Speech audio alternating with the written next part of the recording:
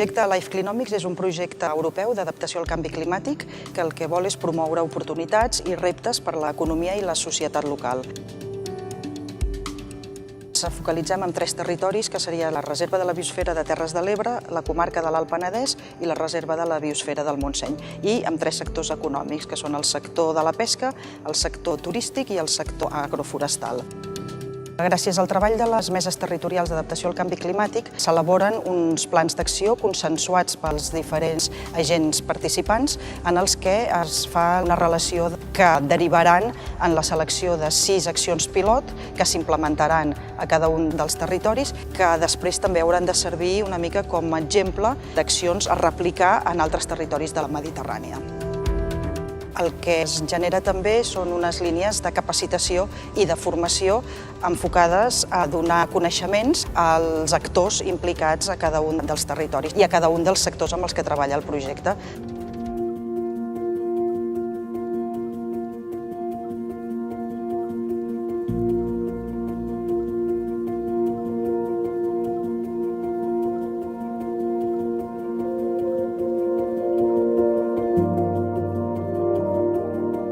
Està clar que en turisme sostenible, com qualsevol activitat, la comunicació ha de ser molt important, però en el cas de comunicar un aspecte relacionat amb el medi ambient, amb la natura, amb l'ecologia, doncs cal ser molt precisos. Moltes vegades en màrqueting ambiental hem d'aplicar els criteris del màrqueting respecte a la política de preus, a la política de transport, etc.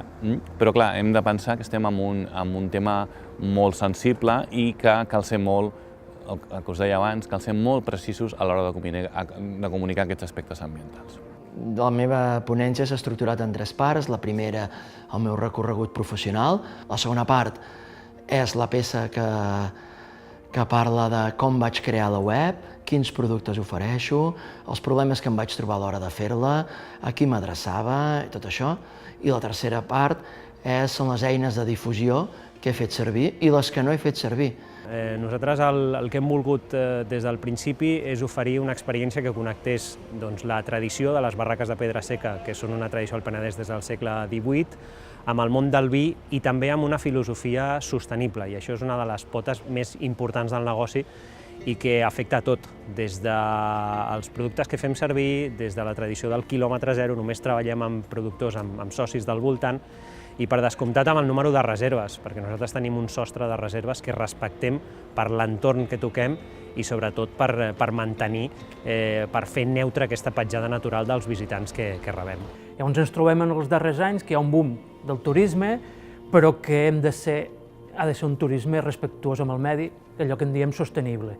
I en aquest projecte el que estan treballat, amb unes diagnosis prèvies i un treball molt amb la gent que realitza les activitats, és dissenyar aquestes propostes ecoturístiques d'activitats a fer en els territoris, des del Pirineu, passant per la Catalunya central, fins a les Terres de l'Ebre, però sempre amb aquesta màxima, que hi hagi producte local, valors locals, la gent del territori i que se siguin molt respectuós amb el medi. Vam participar a les jornades de Clinomics i en la ponència específicament adreçada al sector del turisme vam parlar de la importància dels sistemes de gestió i de les ecoetiquetes.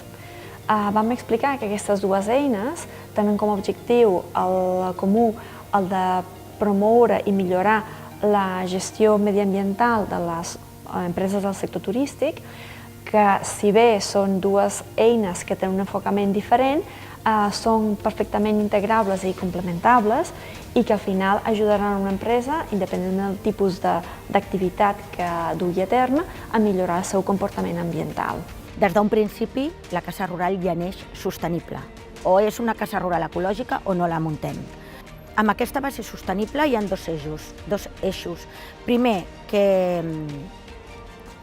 l'enoturisme, com a, diguéssim, donar a conèixer el Penedès i el respecte al nostre entorn.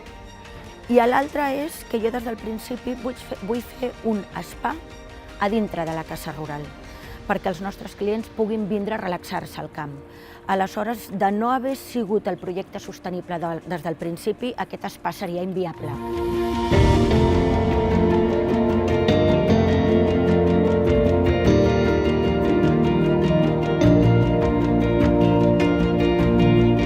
Una mica a totes les persones que es dediquen a la comunicació, ambiental o no, insisteixo, han d'estar molt al dia del que s'està succeint amb les xarxes socials. El principal problema a Ibèria és a millorar la difusió del que faig perquè arribi a més gent. El medi rural és un equilibri. Hi ha pagesos, hi ha boscos, hi ha indústries, hi ha petits productors, hi ha turistes, gent que hi viu, gent que hi passa, i llavors intentarem que hagi de ser un equilibri perquè no es malmeti tot aquest medi, que al final és el valor que ve la gent aprofitant. La certificació i l'obtenció d'una ecoetiqueta són una garantia de bona gestió per a totes les parts interessades, ja sigui per a l'empresa mateixa que implanta un sistema de gestió o una ecoetiqueta, com també per al consumidor que adquireix, en definitiva, un producte o un servei. Podríem dir que ser sostenible, ara per ara, és l'excepció, però mica en mica, des de totes les vessants i sobretot des del turisme, l'hem de convertir en la norma. Tenim clar que el turisme del futur, el turisme rural, si no és sostenible, no serà. No podrà ser possible.